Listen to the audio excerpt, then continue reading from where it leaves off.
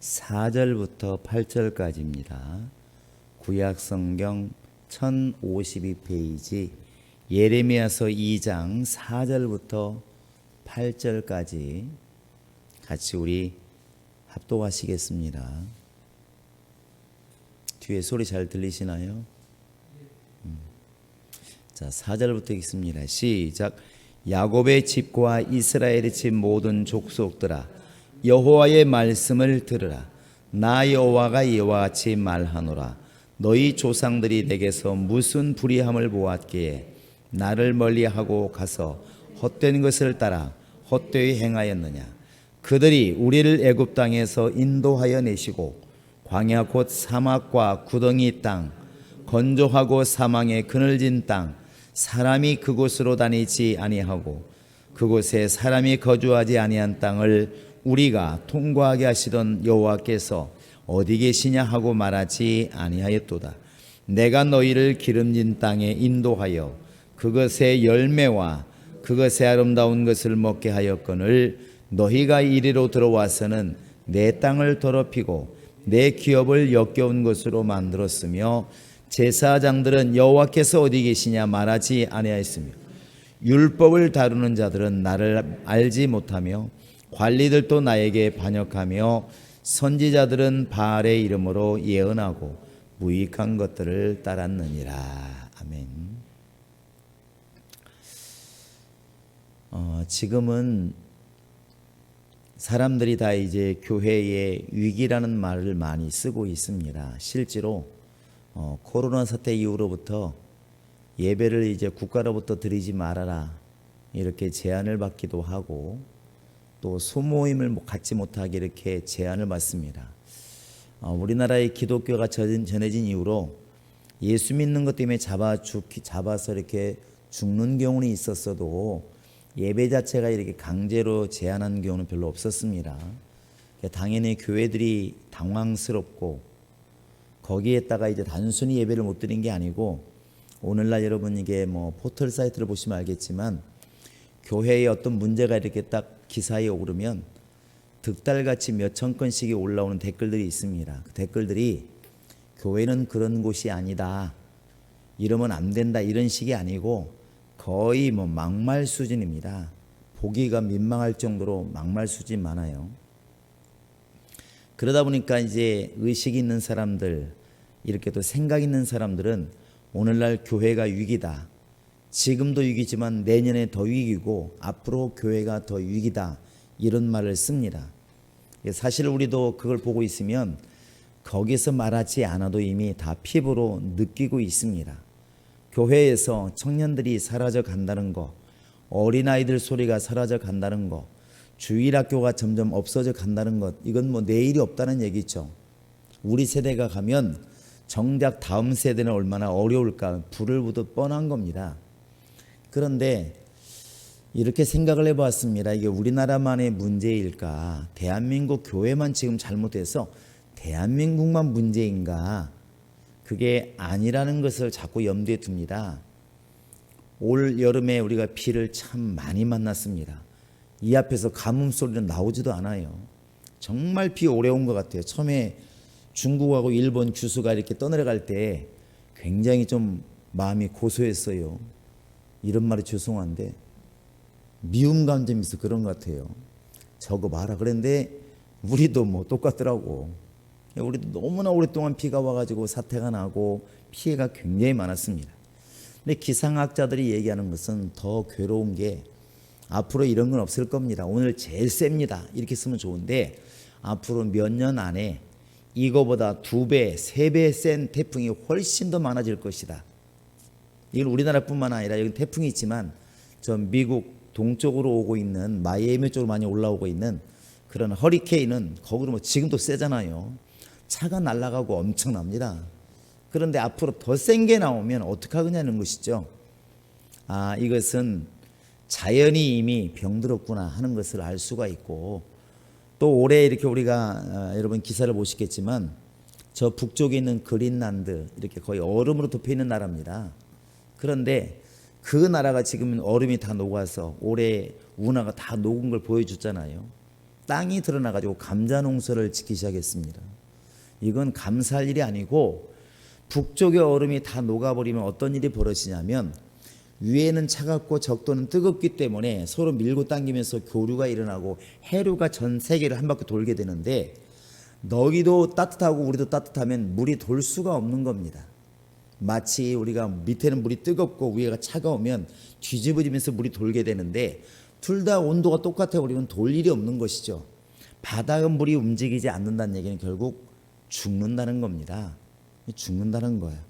그래서 우리가 겨울에는 북서풍이 붑니다. 저 중국과 이 북쪽에서 오는 바람이 많이 불고 그 다음에 이제 봄 되면 동남풍이 불어일으키지 않습니까? 동쪽과 저 남쪽에서 올라오는 바람 때문에 온화한 바람이 불어요.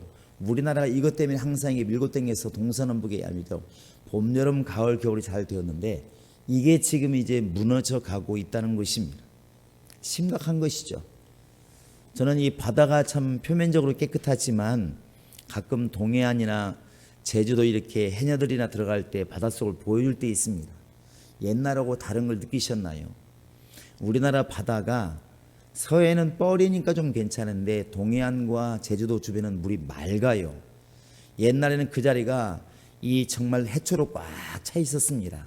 지금은 마치 우리 어린 날 이 머리에 부스럼 난 것처럼 백화현상이라고 그러잖아요. 하얗게 바위가 덮인 거. 거기에는 미역이나 다시다가 자라지를 못합니다. 이게 바위가 민둥산이 다 보이는 거예요. 이것을 과학자들은 뭐라고 얘기하냐면 바로 바닷속의 사막화라고 그래요. 사막화. 지금 저 몽고에서 타클라마칸 사막에서 이렇게 지금 봄 되면 황사가 날라오는데 점점 지금 이 사막이 넓어져 가고 있습니다. 그런데 육지만 그런 게 아니고 바닷속에도 지금 사막화가 진행되고 있다는 것이죠. 결국 우리 인간이 설 자리가 자꾸 좁아져 가는 겁니다. 근데 왜 이렇게 우리나라만 지금 어려울까? 교회가. 제가 볼 때는 그렇지 않습니다. 영적인 환경이 지금 점점 옥죄어 가고 있는 거예요. 이건 전 세계가 똑같은 현상입니다. 원래 미국이란 나라가 자유의 상징이에요. 그래서 자유의 여신상이 어디에 있습니까? 뉴욕에 있잖아요. 그래서 미국 그러면 자유의 나라 이렇게 말하는데 그 자유가 너무 발달하다 보니까 차별금지하면 안 된다 그래가지고 원래 거기는 자유보다는 성경을 가지고 세워진 나라입니다. 그 메이플라워를 타고 저 영국에서 한 300명이 가다가 150명 정도가 죽고 그리고 한 150명이 참석에 도착해서 뭐하러 그리 떠났느냐. 바로 신앙의 자유를 위해서 그리 떠난 거잖아요. 그들이 제일 먼저 한 것은 교회를 짓고 또 1년 농사 짓자마자 먹을 게 없어도 하나님께 추수감사제를 드리고 그 예배부터 시작했다는 것입니다. 그렇게 해서 나라가 세워졌고 지금도 뭐 대통령 선서할 때 보면 성경책위에 선서를 하잖아요. 내가 사람들 앞에 약속하는 게 아니라 하나님 앞에 약속을 한다. 이렇게 약속을 한 나라입니다. 그런데 그 나라에서도 이제는 전도를 함부로 할 수가 없다는 것이죠. 우리 이미 영화로도 봤잖아요. 선생님이 학생에게 너 예수 믿을래? 교회 갈래? 이랬다고 아이가 신고해가지고 선생님 재판을 받게 되고 지금 그런 나라. 또 이 빵집 주인이 나는 이런 사람이 빵을 빨 수 없습니다. 빵을 안 팔았다고 또 이제 또 걸려가지고 또 곤혹을 치르고 벌금 물고 지금 그게 미국이에요. 신앙생활을 지금 마음껏 못합니다. 그러면 미국만 그러느냐? 어느 나라든 지금 다 마찬가지라는 것입니다. 중국도 우한부터 시작해서 교회를 불태우기 시작했습니다. 무너뜨리기 시작했어. 옛날에는 지하교회만 무너뜨렸는데 지금은 삼자교회까지 다 무너뜨렸습니다. 그리고 우한 바이러스가 발발했어요. 우연일 수도 있지만 성경의 우연은 우리 없다는 걸 알잖아요. 세상 사람 믿지 않기 때문에 우리는 뭐 말하지 않을지 몰라도 우연찮은 일이 아니라는 것이죠. 근데 결국 중국도 일본도 또 미국도 한국도 점점 더 신앙인들이 갈 곳이 없어져 가고 있습니다. 영적으로도 그렇고 환경적으로도 자꾸 이제 재앙이 점점 우리 곁으로 오고 있다는 것입니다. 마음 놓고 이제 자랑하고 예수 믿는 걸 자랑하고 전도했던 그런 것들의 손발이 다 잘리고 점점 어디로 가냐면 나의 신앙을 지키기도 급급한 그런 환경으로 지금 내몰리고 있다는 것입니다. 외적으로도 그렇고 자연적으로도 그런데 또 교회 안에서도 조금 이제 더 어려움을 당하니까 역시나 또 들고 이런 사람들이 있습니다. 이런 편을 들면서 정부 편을 들면서 교회가 막 그러면서 또 교회를 핍박하는 사람들이 누가 나오냐면 형제들 중에 이런 사람이 나온다는 것이죠. 같은 교인들이 같은 교회가 같은 목사님들이 목사를 죽이는데 이제 앞장을 막 서는 것입니다. 이게 뭐냐면 점점 더 우리가 이 신앙생활 자체가 어려워져 가고 있다는 것을 반증하고 있는 것입니다. 우리는 이런 때에 눈을 좀 크게 들어서 멀리 봤으면 좋겠습니다. 오늘 이 본문을 잡은 것은 이스라엘이 이렇게 두 번 망한 적이 있습니다. 남의 나라에서 고생한 적이 있는데 첫 번째는 애굽에서 남의 나라에서 종살이를 했어요. 근데 그때는 하나님의 의도에 따라 들어갔습니다. 사실 나쁘게 들어갔다기보다는 하나님께서 한 가정을 민족을 만드시려고 집어넣었습니다. 그래서 70명이 들어갔지만 나올 때는 장정만 60만 명이 돼서 나왔어요. 큰 민족을 이루리라. 창세기 15장의 그 말씀을 하나님은 이루셨어요. 이건 이스라엘 백성들의 잘못은 아닙니다. 말 그대로 하나님의 계획이 있어서 어려움을 받게 만드신 것이고 그 어려움이 나중에 보니까 오히려 민족이 되는 복이 있었다라는 것이죠. 그런데 이스라엘이 두 번 이렇게 다른 나라에 끌려가서 어려움을 겪은 게 뭐냐면 두 번째가 바벨론 포로입니다. 이때는 하나님이 계획이 있어서 그로 들어가라고 한 게 아니라 이스라엘의 죄 때문에 들어간 겁니다. 전적으로 들어간 거예요. 오늘은 지금 그 모습을 얘기하고 있는데 이 예레미야라는 사람은 바로 선지자입니다. 이스라엘이 북이스라엘 우리 많이 들었지만 예수님 오시기 전에 722년에 망했고 예수님 오시기 전에는 연대가 거꾸로 가야 됩니다. 그러니까 오래됐다고 오래된 게 아니니까 722년에 망했고 그 다음에 남유다가 최후에 586년도에 망했습니다. 그 200년 후에 망했는데 예레미야는 이 예수님 오시기 전에 이 유다가 망하기 전에 한 20년 30년 전에 활동했던 사람입니다. 이 예수님 오시기 605년도부터 끌려가기 시작했으니까 뭐 한 30년에부터 시작했다면 한 20년 25년 전부터 이 말을 전하기 시작한 것이죠. 그런데 예레미야가 외친 게 뭐냐면 지금 하나님 말씀을 전하고 있는데 너희가 지금 망할 수밖에 없다. 근데 하나님 말씀하시기를 딴 때 같으면 내가 망하지 않게 해주마. 내가 너희를 도와주마. 이렇게 말씀하시는데 예레미야를 읽어보시면 알겠지만 내가 망하게 할 것이다. 너희는 망한다. 이제 너희는 죽었다. 이렇게 말을 해요. 근데 왜 이렇게 말을 하냐면 단 한 가지입니다. 너희가 나를 멀리 떠났다는 것입니다. 멀리 떠났다는 거예요. 그래 하나님이 원하시는 것은 지금이라도 내 말을 들으라. 이렇게 이야기를 하는 것입니다. 우리 한번 성경을 보실까요? 자, 5절 한번 읽습니다. 5절. 자, 시작.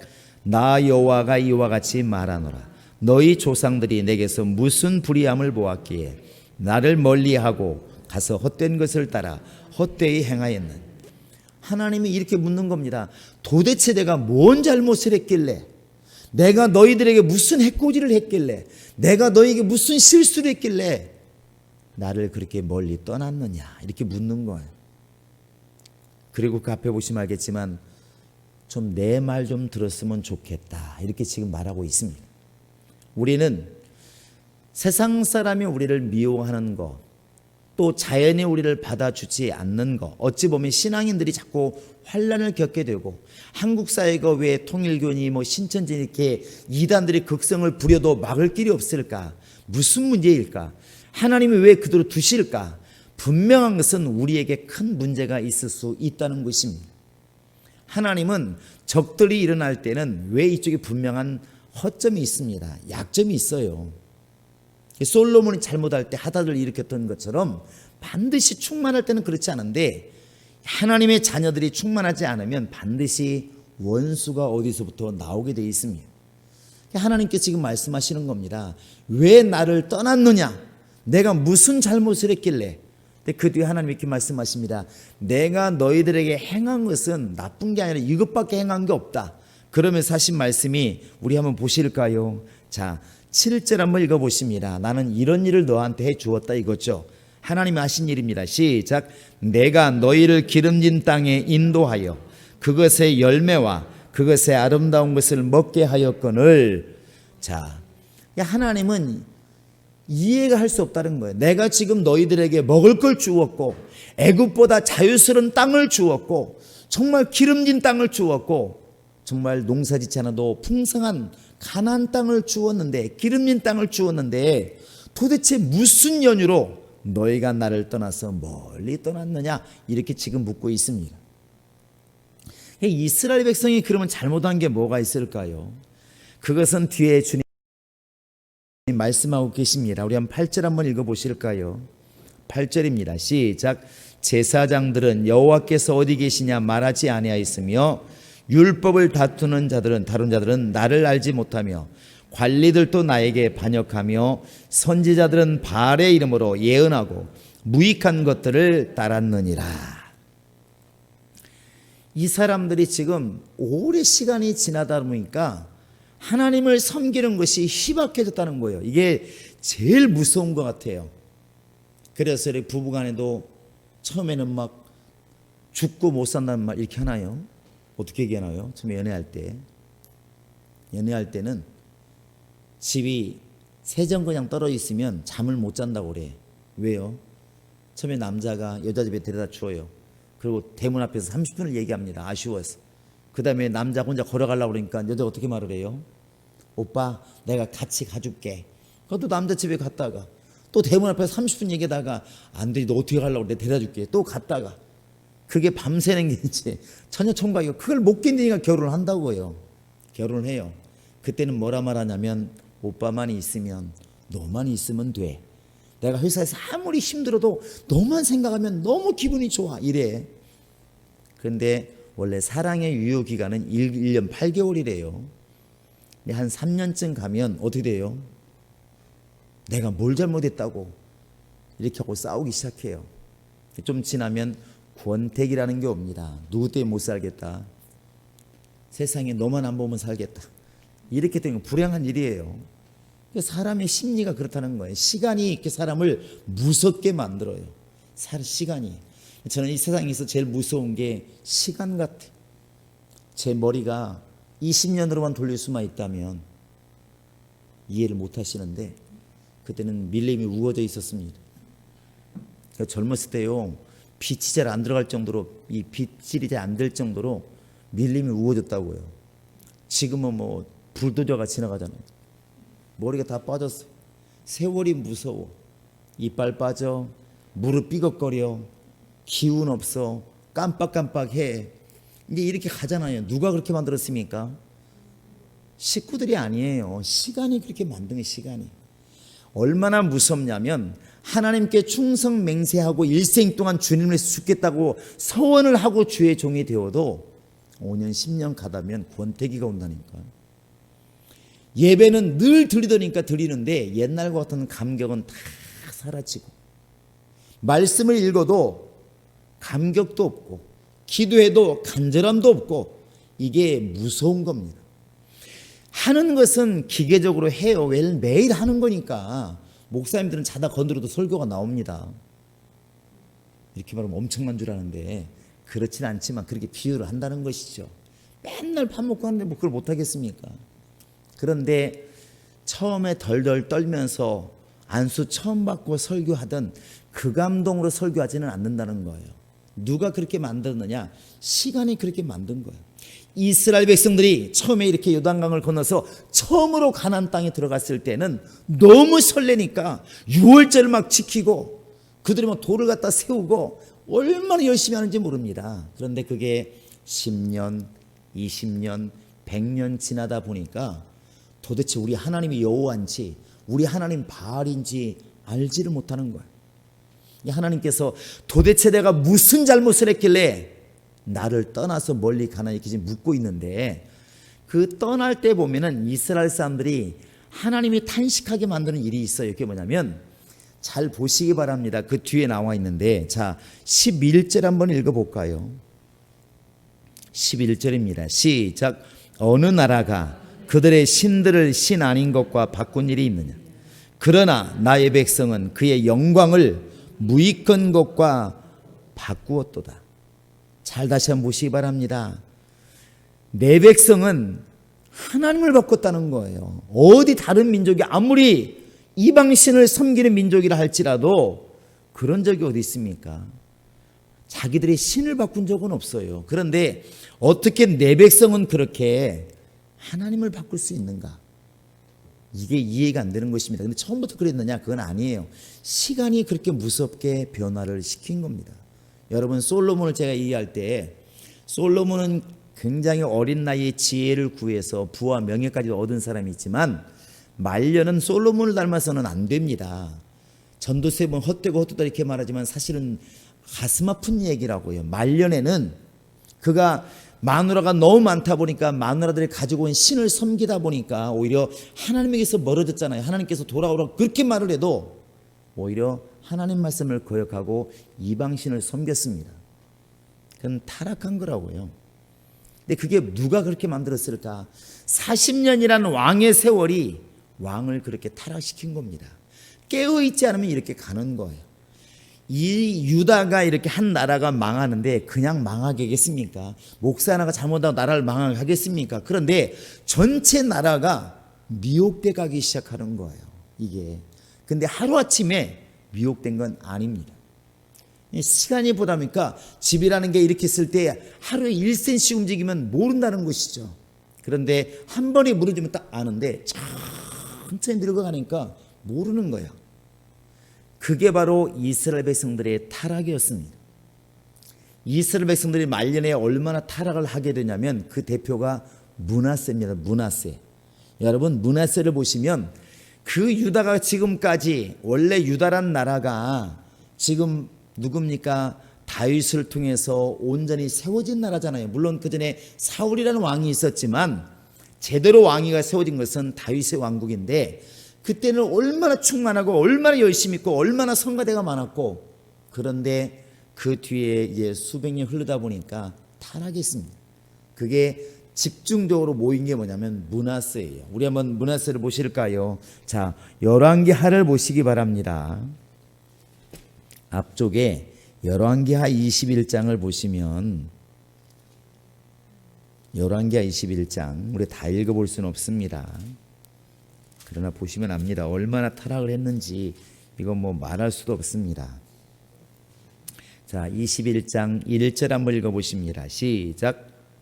므낫세가 왕이 될 때 나이가 12세라 예루살렘에서 55년간 다스리니라.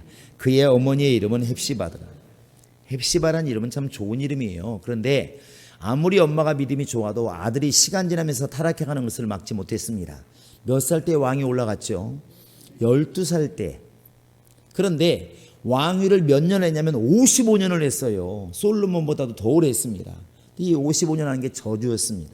그 뒤에 보시면 알아요. 자, 2절 한번 3절 읽어보십니다. 시작. 므낫세가 여호와 보시기에 악을 행하여 여호와께서 이스라엘 자손 앞에서 쫓아내신 이방 사람의 가증한 일을 따라서 그의 아버지 히스기야가 헐어버린 산당들을 다시 세우며 이스라엘 왕 아합의 행위를 따라 바알을 위하여 제단을 쌓으며 아세라 목상을 만들며 하늘의 이룰 성신을 경배하여 섬기고 또 4절 시작. 여호와께서 전에 이르시기를 내가 내 이름을 예루살렘에 두리라 하신 여호와의 성전에 제단들을 쌓고 또 5절에 보시면 이루얼 성신 해와 달을 위해서 제단을 쌓고 그것도 성전 안에 제단을 쌓게 되어 있습니다.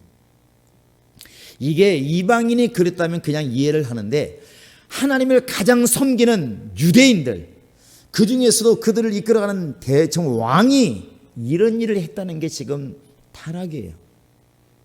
하나님을 섬기는 성전에 이방신을 위한 제단을 쌓았다는 게 제정신이겠습니까? 하나님을 아는 사람이 해와 달을 위해 섬기는 그런 제단을 쌓는 게 제정신입니까?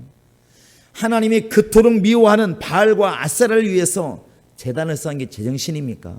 자기의 그 선조 히스기야는 이 모든 걸 오히려 헐었는데 우상을 제거했는데 이 므낫세는 그러지 못했습니다.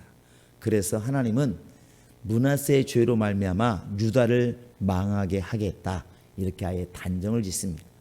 그 망해가는 과정, 망하는 것을 설명한 게 예레미야예요.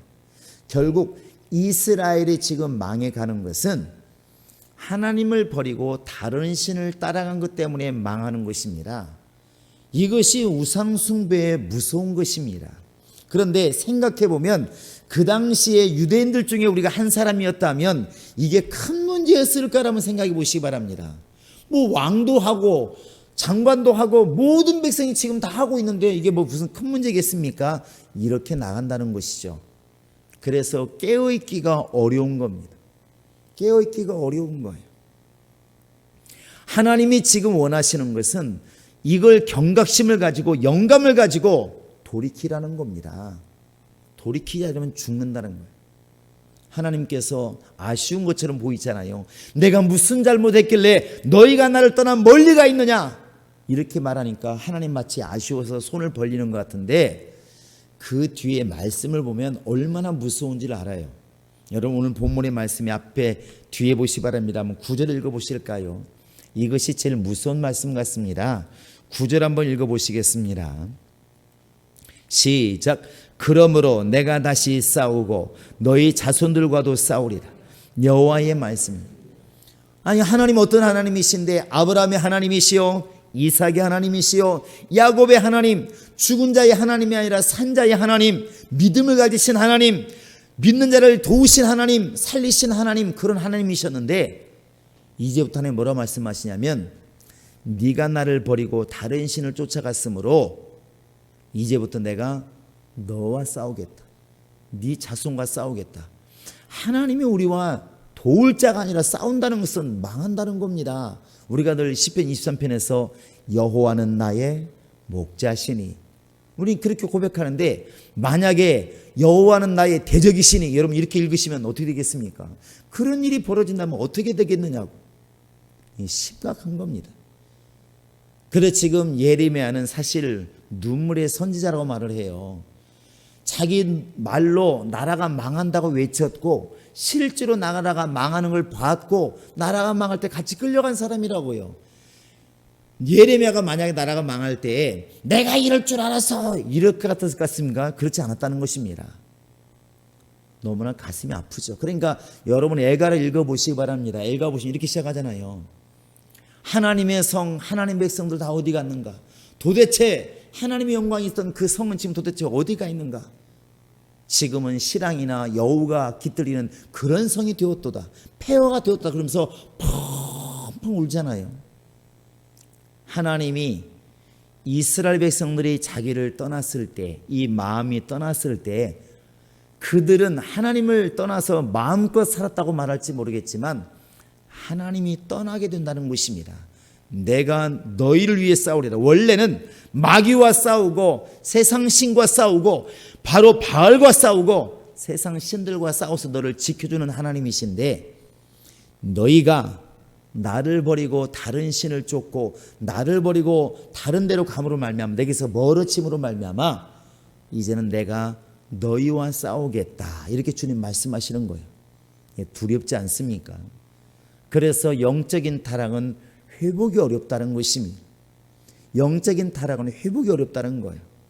우리가 넘어질 수는 있지만 배 안에서 넘어져야지 배 밖으로 넘어지면 절망이지 않습니까? 똑같은 것입니다. 여러분 우리가 다른 죄는 다 지어도 회개할 수 있지만 성령을 근심하고 회방하는 죄는 사함이 없다고 그랬습니다. 그게 뭐겠습니까? 귀신 내어 쫓는데 귀신 못 쫓게 하고 귀신 쫓는 것을 방해하고 이런 것들은 바로 성령을 회방하는 것이라고 주님이 분명히 말씀하셨습니다. 영적인 미혹은 무서운 겁니다.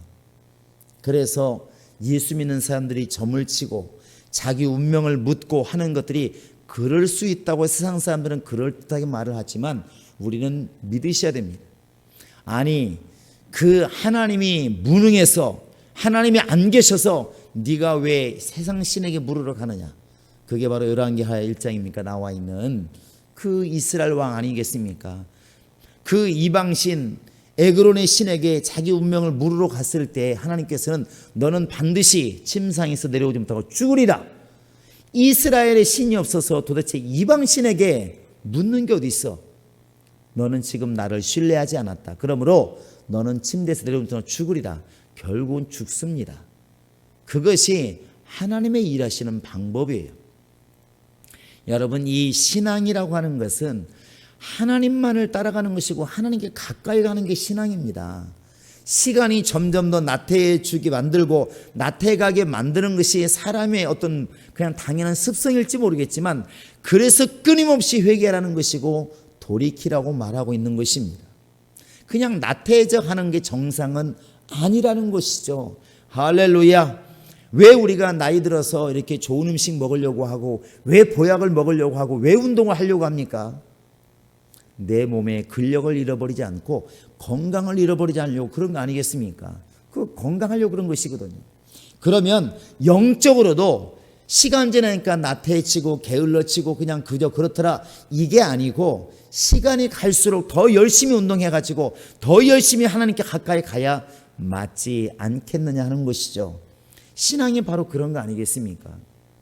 여러분, 지금 예레미야를 통해서 주님의 말씀은 이방신들에게 속지 말라는 것입니다.